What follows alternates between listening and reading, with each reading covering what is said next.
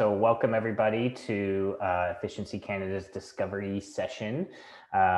You may be confused to see my face and hear my voice as you're typically seeing Natalie Irwin's sunny disposition on Discovery every week, but Nat's having a much deserved day off and I've offered to pinch hit. So my name's Corey Diamond. I'm the Executive Director here at Efficiency Canada. And today we have two great speakers who are going to tag team both on the presentation, but mostly on the Q&A. We've got Martin Luymes, who's the Vice President of Government and Stakeholder Relations at HRAI, and JP Hardy, who's a Senior Consultant at Dunsky Energy Consulting. And they're both going to share highlights from a recent study that revealed some unique benefits of ground source heat pump systems and how that connects to the long-term development and management of a sustainable electricity grid. Now, before we get started, just a reminder to everyone that the speakers will speak for about 20 minutes, and then we're going to open the floor to questions. So please put your questions in the Q&A box or use the chat screen, and I'll facilitate trying to get those to the speakers afterwards. Why don't we jump right in? So we're going to kick off with Martin, who's just going to provide just a short context of what this study is, and then JP will dive right in.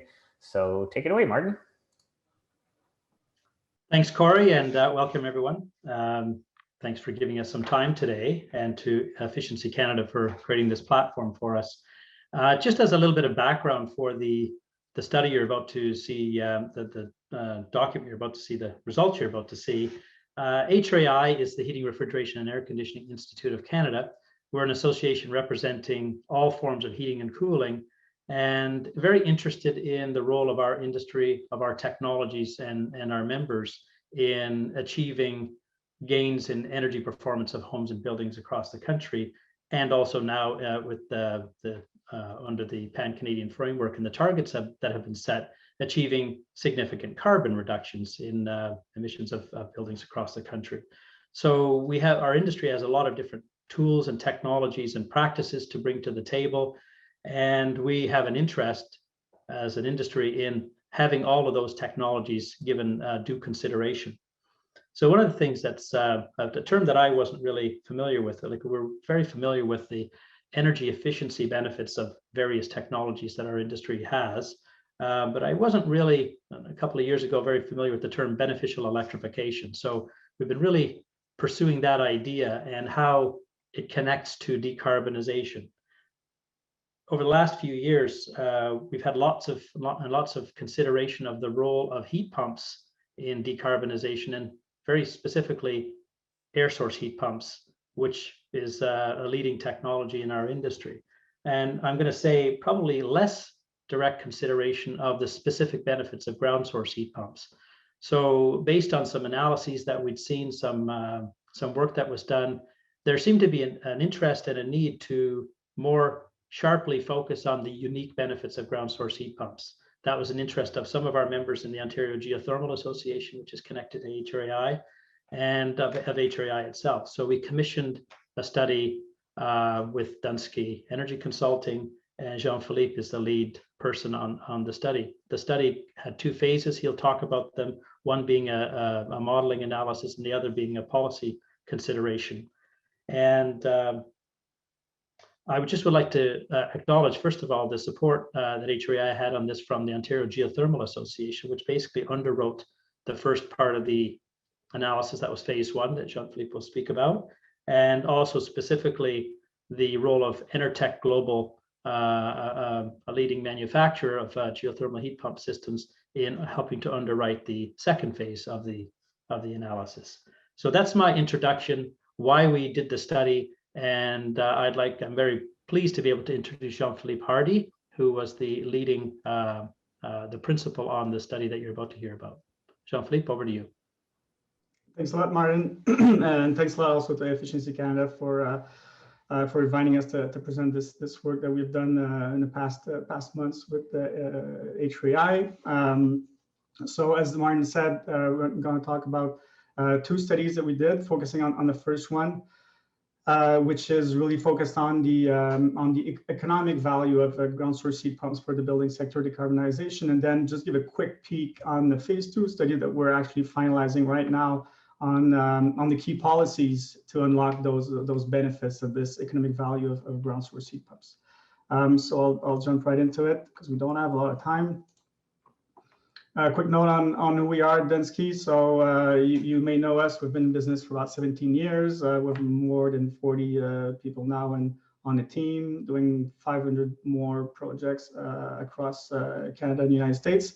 And really, we're 100% focused on the energy transition. So our expertise is on, we have 3 main areas of expertise. So buildings, looking at energy efficiency, demand reduction, decarbonization, of course. Looking at also renewable energy, mostly wind, solar, storage, and also sustainable mobility, focusing on electrification, but also doing some work on transport demand management. So as I mentioned, there's a little bit of sample of our clients across North America.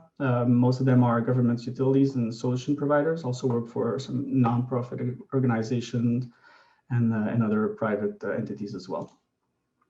So a bit of an introduction first.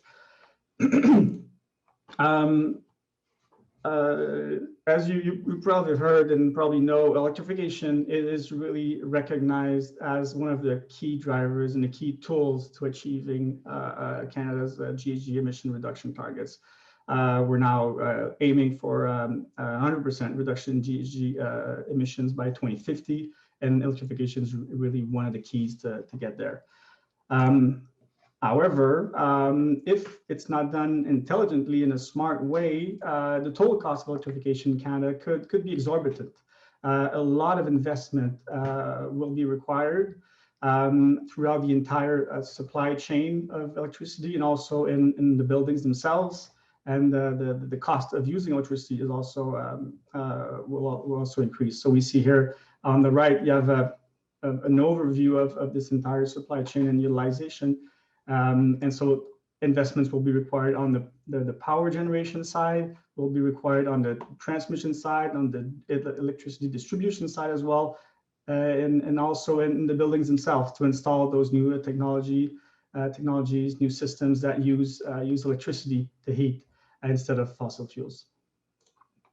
But as I'll show in the next slides, the ground source heat pumps can really play an important role in reducing this total cost of electrification.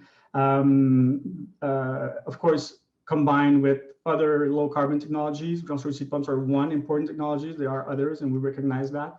And the way they achieve that, ground source heat pumps, how they achieve that reduction in total cost of electrification is really with their inherent capacity to minimize peak demand on the electricity grid.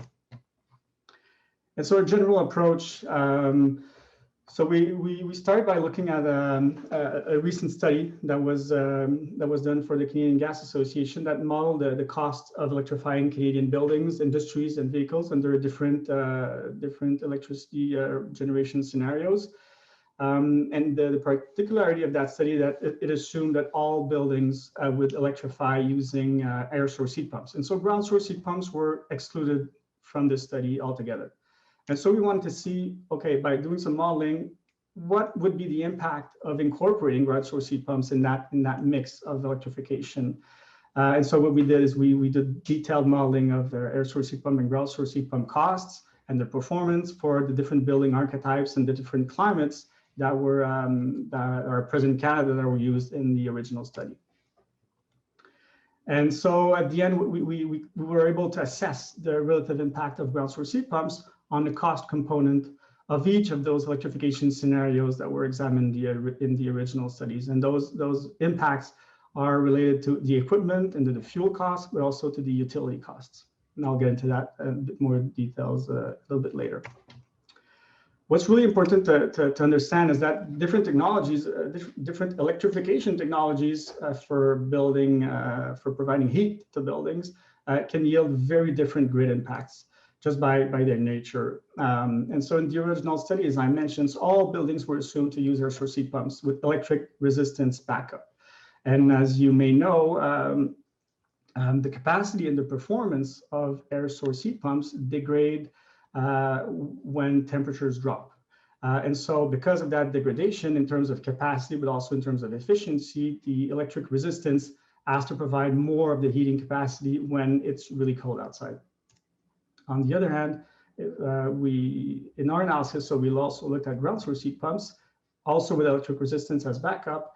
The particularity of ground source heat pumps is because they draw their energy not from the surrounding air, but from the ground, which is relatively stable in terms of temperature year round, as that ground source heat pumps keep performing at a very high efficiency level and keep their significant capacity even during winter peak. So even when it's really cold outside. And so it reduces how much energy is required from that electric resistance backup, which is of course much less efficient.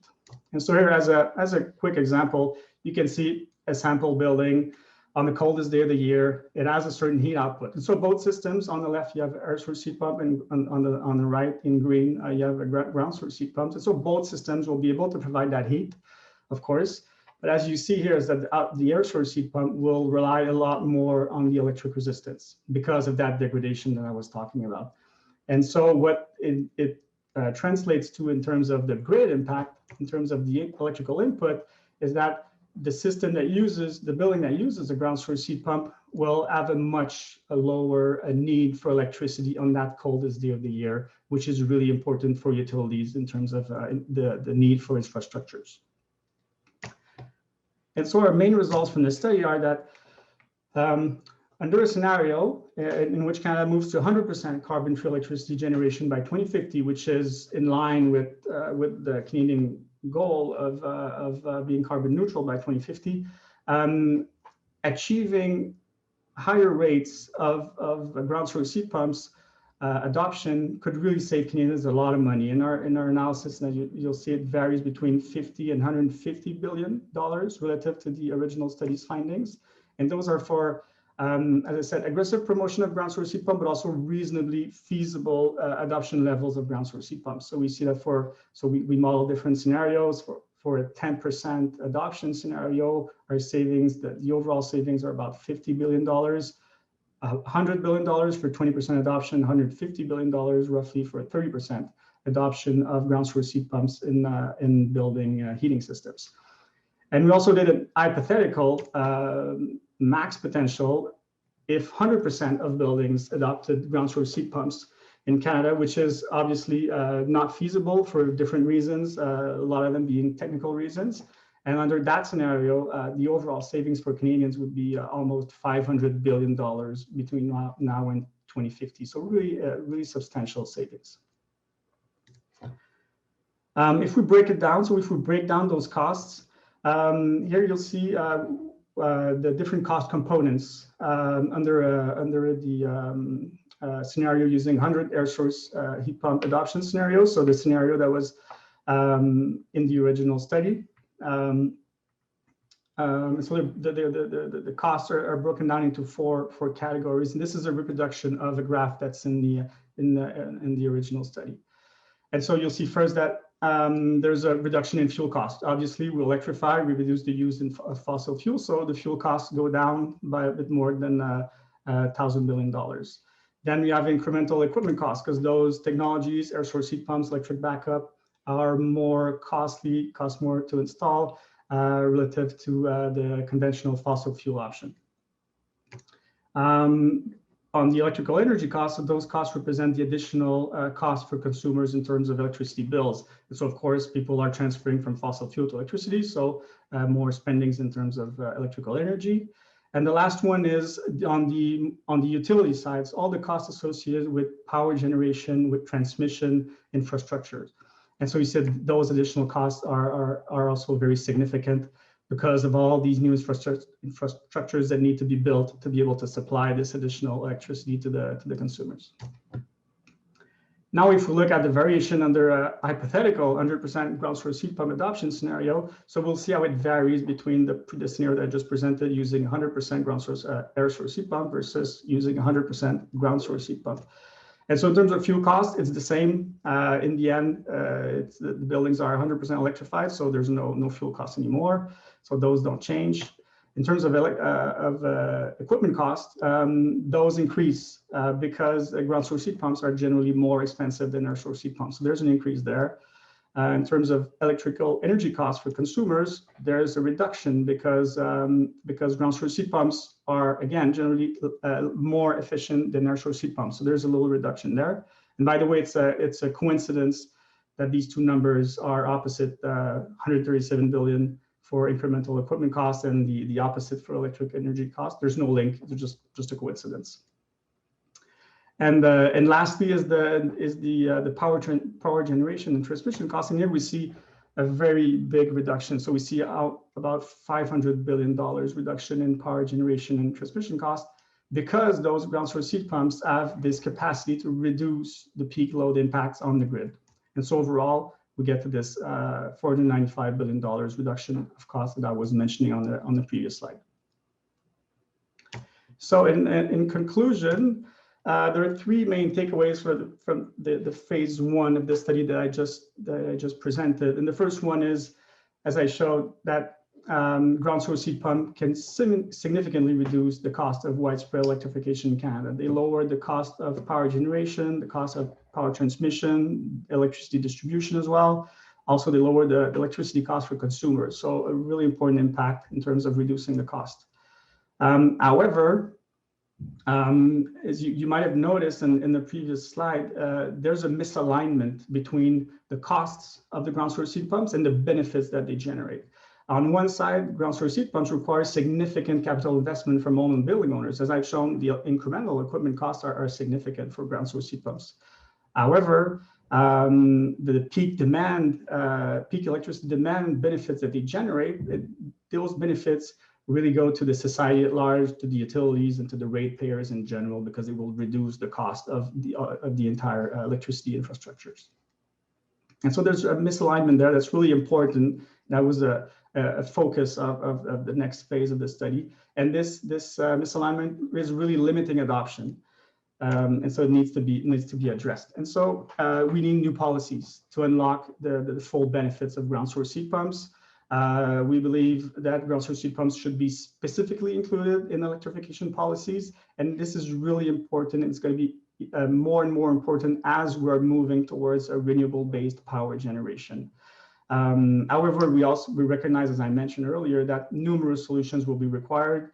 Ground source heat pumps are one of them. But to decarbonize Canada's building sectors, we'll also need air source heat pumps, we'll need renewable natural gas, and we'll probably need other solutions as well. So if we take a look at phase two, so the work we're just finalizing now, we conducted at Dunsky, we conducted an international jurisdictional scan to really learn from the best around the world, the jurisdictions that have seen the most adoption of ground source heat pumps, and a lot of them are in Northern Europe, as you may know. And then after that, so we gathered some policies from this jurisdictional scan. And then we also did a series of interviews with Canadian policy and industrial leaders to make sure that what we learned could adapt well to the Canadian context. And then we did an assessment. So we took all those policies and we assessed those policies in terms of feasibility, but also in terms of potential impact to increase adoption of ground source heat pumps to get those benefits. And so we looked at those policies mainly through four lenses that I'm going to present here. So of course, really importantly, we need to address the market barriers. There are a number of market barriers. They're well documented. They're well known. You probably know, I talked about the incremental cost. It's really important. There's also a barrier associated with the price gap between electricity and fossil fuels. That's also an important barrier. So these policies need to address those. Also, as any policy, it needs to be reasonably feasible. We don't want a policy that's really that's not realistic. So we consider that as well. But most importantly are the two I would say, new ways of looking at those policies that are aimed at increasing ground source heat pump adoption. And the first one is really important, is to recognize the full value of ground source heat pumps. So going beyond the energy efficiency value of ground source heat pumps, which is really important, we don't deny that, but the fact that they provide more benefits, and the significant benefit they provide is the ability to reduce electrical peak, the peak demand on the electricity grid, which is really important. And so the last one is to realign the costs and the benefits, to address that barrier as well, to make sure that there's a more of an alignment between the costs and the benefits. And those final two lenses to look at the policies were really important in our analysis. And they represent a new way in looking at policies to improve to increase adoption of ground source heat pumps. And so a little quick peek on our report, on our final results of the phase 2 report. So this is an excerpt from our report that we're finalizing now, as I mentioned.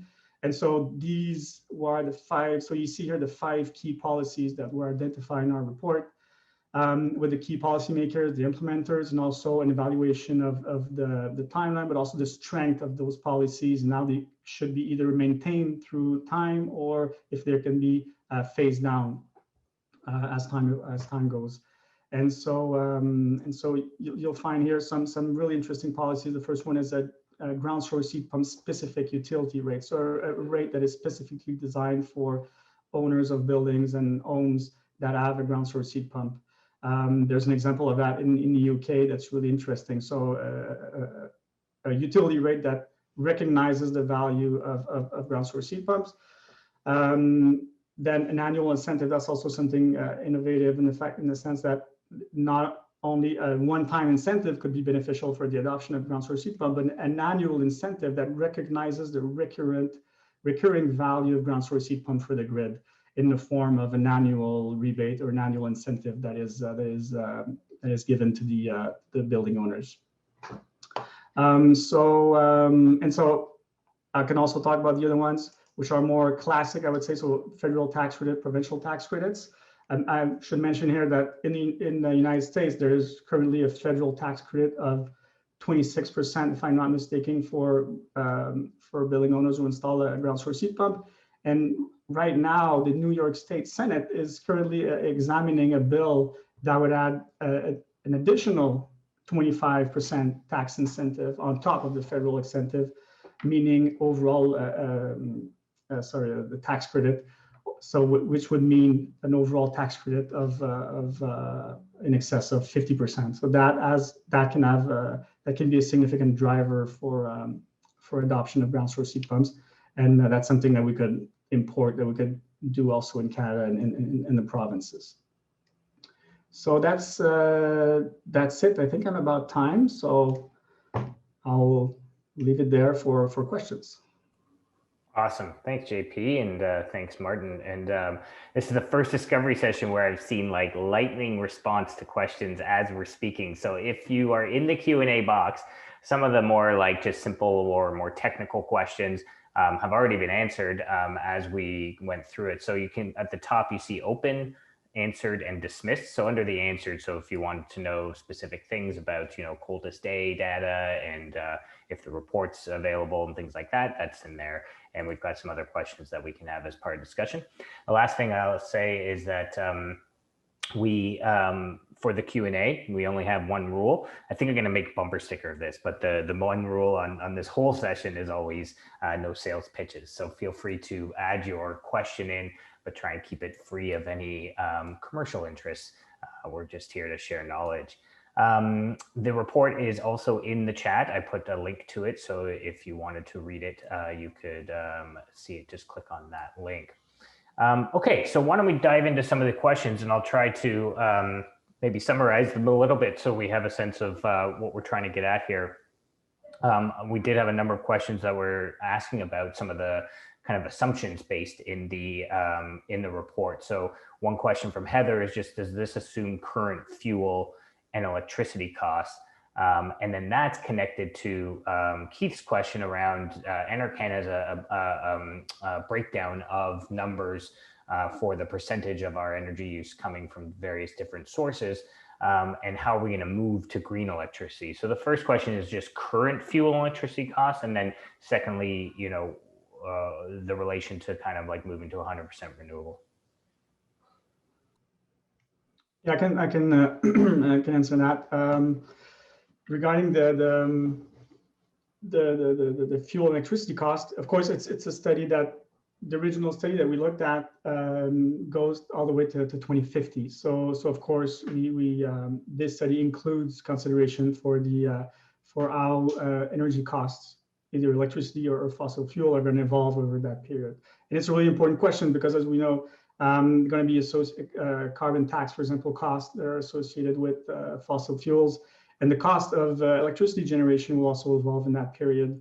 And that's an interesting finding as we did the study, is that as we move towards renewable-based electricity generation, the marginal cost of electricity production will be very low, and almost the entirety of the cost of electricity will be based on capacity, because as you know, producing 1 more kilowatt hour with a solar panel doesn't really cost much more. But if you need to install more capacity of solar panel or wind or storage, this has an important cost. And so the costs will be mainly driven by the installed capacity and not by the usage of that capacity.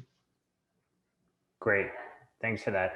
A couple questions just about how the ground is modeled. So questions about the length of a ground loop system, for heat recovery, the amount of glycol required, and then how you modeled the amount of ground if you're expecting kind of 100% uptake, which I know you were saying is not feasible. But maybe comment a little bit on just like the modeling around the system itself, how much ground we need to install this many ground source heat pumps. Well, we didn't go into detailed modeling of specific ground source heat pump systems for specific buildings. This is a relatively high level study. So there are possibilities. I was in the energy efficiency building engineering side of field for more than 15 years, and there are solutions to install ground source heat pumps in the vast majority of buildings, and technologies are evolving quite fast also. So we see new ways of drilling into more confined spaces, and so this is not a huge issue for most buildings. We even see now buildings located in downtown areas and other parts where space is very limited going for ground source heat pumps. So there are technical challenges with ground source heat pumps. That's obvious, but there are solutions, and those solutions are being developed right now. And we see really innovative companies finding new ways to install ground source heat pumps in different types of buildings that we didn't think was possible 10 years or 20 years ago. But we didn't do detailed modeling in terms of how much floor space is, how much space is required for all those wells. And because there are also different technologies, you can go with vertical wells, horizontal wells. There's a standing column wells. So no, we didn't go into that level of detail. Yeah, and I just supplement a little bit of what Jean-Phillippe said about the ground requirements. I think there's maybe an assumption that loops are horizontal loops, but vertical drilling allows for a great deal of flexibility. There's a higher upfront cost for that technique, but it does mean that the loops can be achieved in a very, very tight geography, and there's lots of evidence to show that can work quite successfully, even in fairly densely built up environments, including the city of Toronto, and charts I've seen in urbanized areas of Sweden that have vertical loops fairly regularly spaced in a fairly built up urban development. So as Jean-Phillippe said, this is really just a matter of technology and techniques that are being perfected as we go forward. It's not really the case anymore that you need a large tract of land in order for geo to be viable. Great, thanks. Arif asked a question that I was going to ask, so thanks for reading my mind on this one. And I think it'll be particularly relevant to many of our kind of regular attendees of Discovery, is just the connection between energy efficiency and ground source heat pumps. Arif says, if we think about the building envelope almost like a thermal battery, so what do you think the impact is of better building envelopes would have on this analysis, in particular with peak demand? So I guess it's a question of, in the modeling, did you take into account the gains we would get from making the buildings more efficient at the same time as we're installing the ground source heat pumps? Yeah, it's a great question. It's something that we're exploring in other projects as well that we're doing. I'd love to have the modeler of the project here to answer that question. I'm not entirely sure, but I think because again of the time span of the analysis, I think there was assumed that the building efficiency was increasing over time. I'm not exactly sure at which level, but as you mentioned, it does have a significant impact. It can have a significant impact on, of course, the energy need, but also on the capacity of the required system. And so those are complementary measures that a building owner can install to make sure that the cost effectiveness of the ground source heat pump will be optimal. And of course, looking at heat losses first, and then so reducing those heat losses from the envelope first as much as possible, and then installing a ground source heat pump or another low carbon technology system that can supply this reduced load makes a lot of sense. However, there's some more barriers in the field because, of course, improving the envelope can be very challenging in terms of logistics, in terms of cost, in terms of cost effectiveness and others. But really, it makes a lot of sense to go that route, even if it's not always possible. Great. Next question, I think maybe is more up your alley, Martin, and it's regards to some of the policy pieces. And I know at the end of the presentation, JP kind of showed some potential policies. So Mike David asked, what do you see as the biggest barriers on the policy side? And I guess maybe he feels some of the frustration or cynicism that the rest of us do around just it seems there's a lot of talk at the political level and not as much action. So just curious from your dealings with government, what you see as kind of the top 2 or 3 barriers on the policy side to make this happen. Hey, I'd be happy to speak to that. I'm going to say one of the exciting findings of the study, which by the way, I just would correct one thing you said earlier, Corey, the study is available at the link you provided, but the second phase, which has policy recommendations, has not yet been released. I think it's probably going to be out there maybe in the next couple of weeks. So stay tuned for that. And it does cover this very specific issue that I'll mention here, which is, I think JP called it the misalignment between who pays and who benefits. I'm going to see that's been a bit of a blind spot in policy historically. We've had a lot of discussion about people having a hard time getting over the upfront capital costs. And what we have is consumers, building owners or homeowners having to pay the entire cost of putting the infrastructure in place and all the rest. And the benefits, as this study shows, to the grid, the beneficial electrification benefits, they don't really realize that at the individual level. Society benefits, and putting a number on that, those hundreds of billions of dollars that Jean-Phillippe quoted in the study, if you quantify that, what it really amounts to is that for every ground source heat pump installed in Canada, according to this analysis, there's a $40,000 cost savings to the grid after allowing for the cost of the installing of the system, all in. That's a pretty significant benefit. But the homeowner who made that decision doesn't realize that benefit. They don't, they're not rewarded for that. So that misalignment of who benefits, Canada at large, society, the electricity grid, or however you want to describe it, versus who pays, we need to find policy tools to reconcile that. And I think that frankly has been the biggest barrier to wider spread adoption. We've heard it many times. Why air source heat pumps versus ground source heat pumps? It's the lower unit cost. It's the lower upfront capital cost. And that's true. But if we could find a way to capture those additional benefits and turn them into some type of a policy tool, I think we'd see a higher uptake of this type of technology.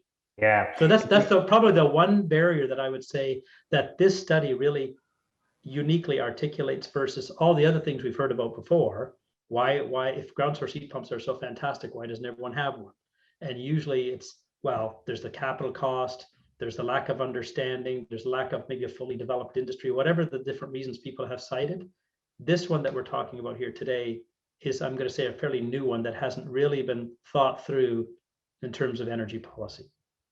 Yeah, I agree. And it's precisely why we're advocating for, my colleague Brendan Haley's probably said it numerous times on discovery sessions, is almost treating buildings and the built environment as part of infrastructure.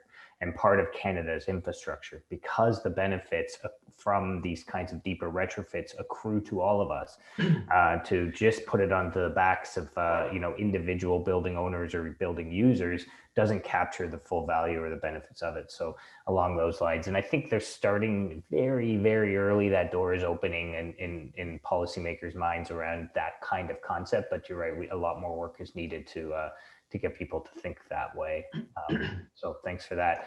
Another question just is sort of related to policy, but more maybe within your own sector or industry, Martin, is Ron asks, are there going to be rules, regulations, or guidelines for manufacturers and installing contractors to kind of more professionalize the installation of these? And, he's saying certainly we want to have the best possible results for a homeowner. So maybe. Yeah, I'm happy to speak to that because it's a very important principle for HRAI. Regardless of the technology, we would always say it isn't just about the technology, about the equipment. You really need to have a professional installation. These are installed systems, and the expertise that's required to do that job correctly, to code, to manufacturer specifications, to the regulations that exist in a jurisdiction, really do require properly trained installers. So we've always insisted, in fact, on programs that support these types of technologies to include provisions that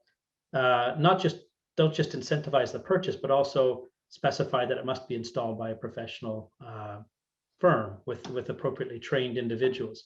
And I won't go into what that actually means in terms of what those qualifications are, but this is a technology that has certain specific aspects that require knowledge. And I would say, we would support programs that incentivize this type of purchase, but only if they're attached to some requirement that they're installed professionally by a duly qualified contractor. Right. Thanks for that. A couple questions related to maybe JP, this is up your alley, just related to solar PV. So Bob asked, if you factored in the addition of solar PV generating electricity in the assessment, and then Remy asked, okay, how does this compare if instead of just modeling out ground source heat pumps, do you have a similar model for solar heating systems? And maybe a combination of wind and solar. So two kind of different questions, but sort of related. In terms of incorporating a solar PV at the building level, I think overall it was considered in the original study as part of the energy mix of moving towards a fully decarbonized, fully renewable electricity generation in Canada. And again, the lead modeler in the project would have more information on that, but I think it was already included because it's a trend that's ongoing, and it makes sense in terms of looking at the long time span of the study. In terms of looking at other systems in the build,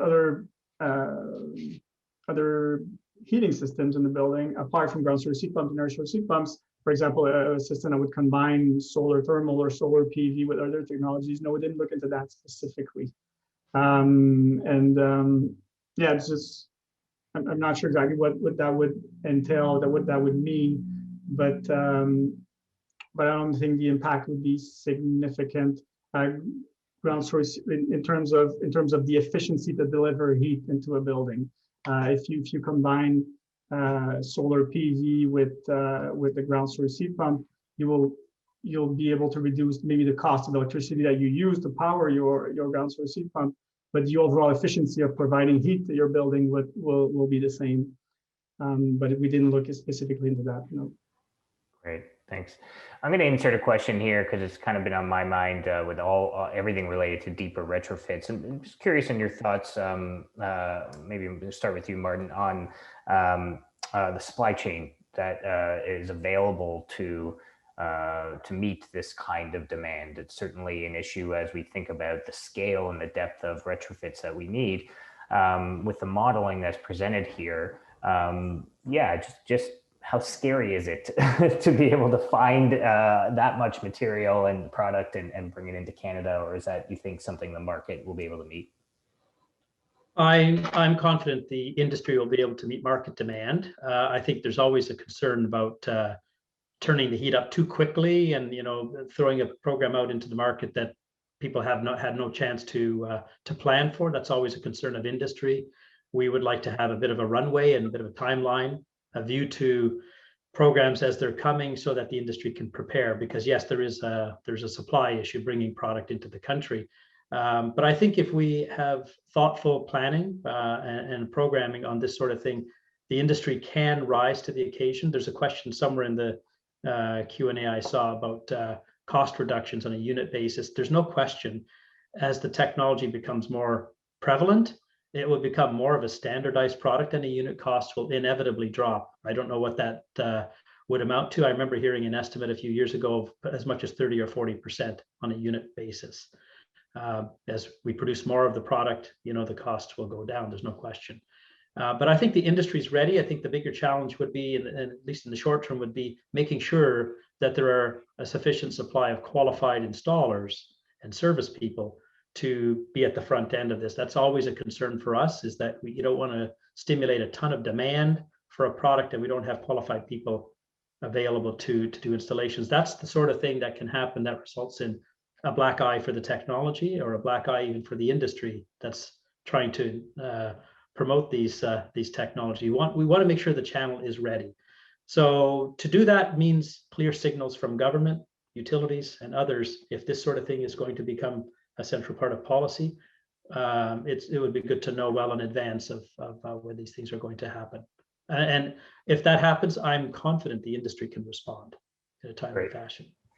Okay, so we have 2 minutes left. There's a number of other technical questions in the Q&A, so I'd encourage everyone. Right on the screen now is Jean-Philippe's email address. You can, I hope you're okay with that, Jean-Philippe.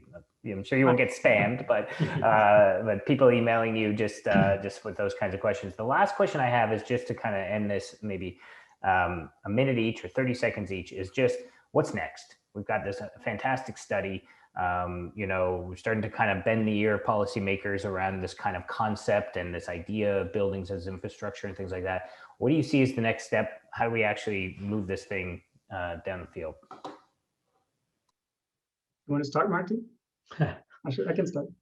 You could start, and I'll try to wrap it. Yeah. Well, in terms of looking at ground source heat pumps, I think the logical next step, and it relates to some of the other work that we're doing, is to find where are the most logical markets for ground source heat pumps, to be able to be even more focused in terms of the policies and the programs that will support adoption of ground source heat pumps.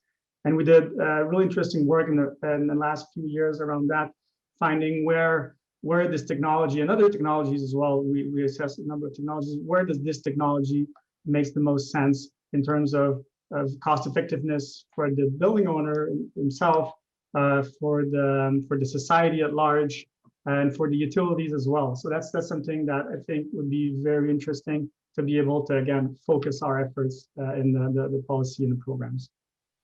Great. All right, 60 seconds, Martin.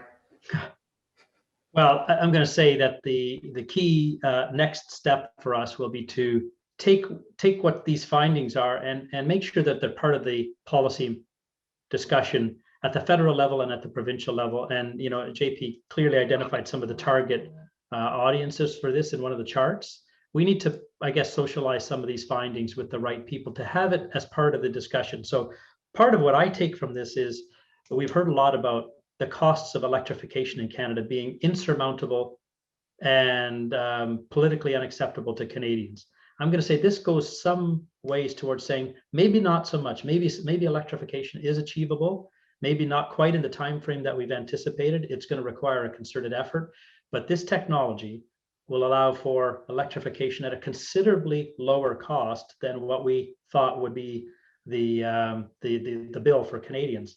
And it's not just about ground source heat pumps. There are other kinds of electricity management tools like electricity storage and others that we could talk about. And obviously investments in energy efficiency is close to the top of the list.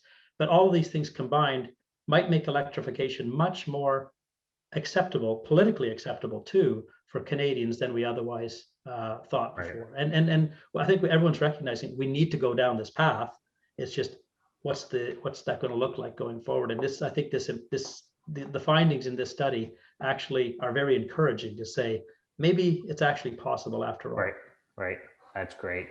Well, thank you very much to both of you, and congrats on this this great study, and that part 2 is coming, and that there is action to be taken on this. So I really appreciate your time, JP and Martin, for a great presentation and for answering great questions from the audience. And so for those still listening, next week we're going to be joined by our friends at Indigenous Clean Energy.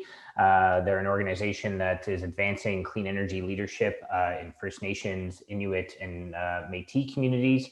And they're going to share insights from an amazing new report that's just come out called Energy Foundations, where they do a bit of an analysis of the kind of social, economic, and environmental impacts that can be realized through deep investment in Indigenous energy efficient housing infrastructure. And so I really encourage everyone to come out next week. Great insight into a very important issue that all of us need to start to be concerned about. So again, thanks everyone. Have an amazing weekend, and we really appreciate everybody joining us continually every week, getting over 100 people, and we'll keep doing it. We love doing it, and we'll see you all next week.